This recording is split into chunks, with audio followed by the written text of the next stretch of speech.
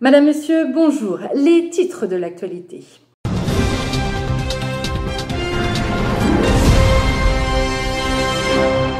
Notre grand reporter Lucie est allée enquêter pour révéler une supercherie historique. Ne manquez pas ce Une œuvre, un café exceptionnel sur le sanglier de Julio Bonnat. Une enquête qui promet d'être riche en émotions et en révélations. Dans la seconde partie de cette édition, nous retrouverons Margot qui nous aidera à réaliser une céramique à gratter avec très peu de matériel. Et vous en apprendrez davantage sur cet objet millénaire et son utilisation. Lucie, cette semaine, vous avez mené une enquête sous haute tension. En effet, vous avez découvert qu'on nous avait dupés depuis des années et vous avez voulu rétablir la vérité. Mettons fin au suspense. De quoi allez-vous nous parler, Lucie ?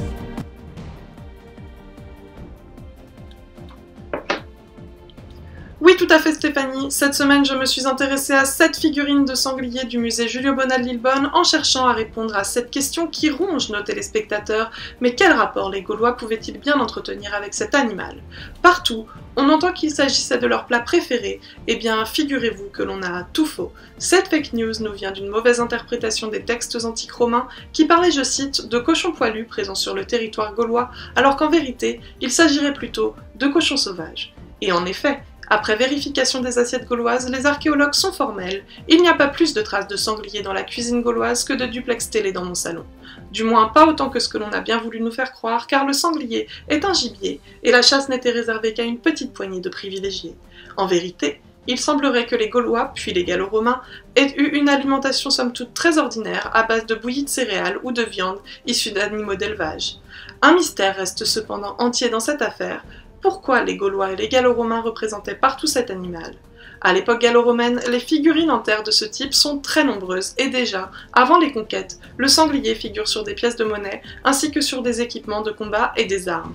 Coïncidence? Je ne crois pas. Cette importante présence du sanglier dans l'iconographie guerrière pourrait signifier que l'animal incarnait, par sa force, son agressivité et sa résistance aux blessures, le combattant que tout Gaulois aspirait à devenir.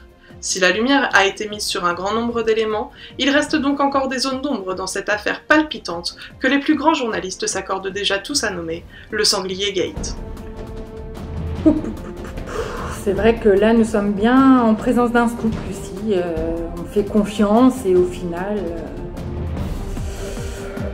Chers amis téléspectateurs, c'est assez compliqué pour moi de continuer. Nous allons donc lancer une page de publicité.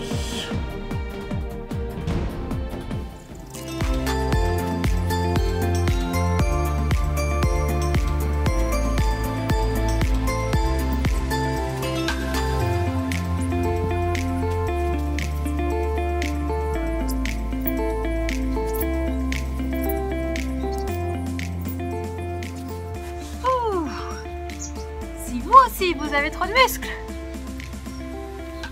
faut changer le programme. Faites comme moi. Divertissez-vous. Voilà, nous sommes de retour et prêts à continuer. Un peu de sport, un peu de lecture et c'est reparti. Tournons-nous maintenant vers Margot qui aujourd'hui a préparé un atelier rigolo sur la céramique antique pour les petiots et les petiotes. Vous pourrez ainsi laisser libre cours à votre talent.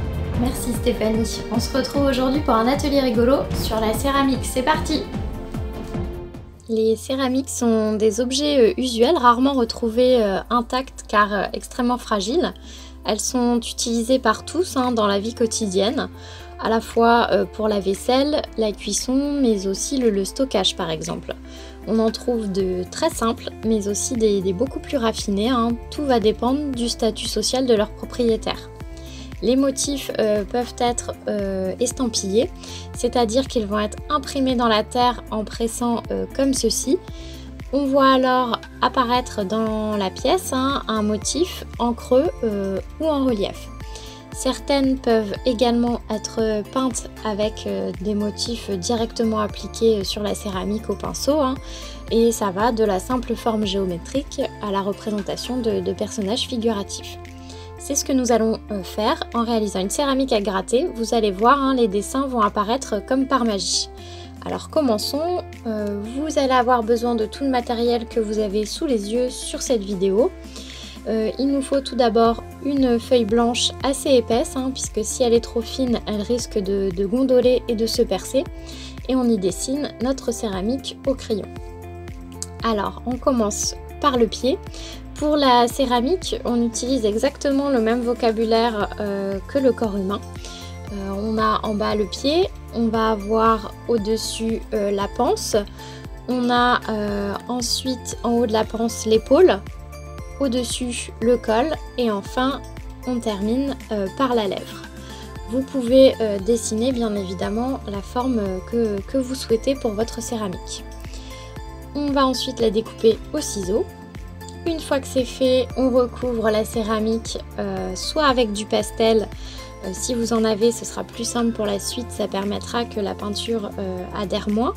Si vous n'en avez pas comme moi, on peut le faire tout à fait au crayon de couleur. Il faut en mettre quand même une bonne couche afin de ne plus voir le grain de la feuille, sinon ça risque d'adhérer pour l'étape suivante. Une fois que c'est fait, on va appliquer la peinture noire par-dessus. Alors dans notre peinture, on ajoute un petit peu de liquide vaisselle pour qu'elle adhère moins. Et n'hésitez pas à en mettre quand même pas mal. On recouvre avec cette peinture, on laisse sécher.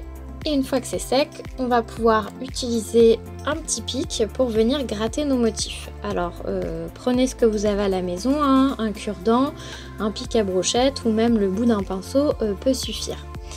On retire donc la peinture noire et les dessins vont apparaître. Vous pouvez faire de simples formes géométriques ou même vous lancer dans des petits personnages sur votre céramique. Voilà le résultat final pour la mienne. Je vous laisse terminer la vôtre comme vous le souhaitez. Et nous, on se retrouve très bientôt pour un nouvel atelier rigolo. C'est une très belle création, Margot. Merci Lucie et Margot pour ces reportages passionnants. On se retrouve la semaine prochaine pour une nouvelle édition. Entre deux, n'hésitez pas à nous envoyer vos créations que nous présenterons lors du prochain journal. Et découvrez les retours de la semaine dernière, de bien belles œuvres. Madame, Monsieur, au revoir.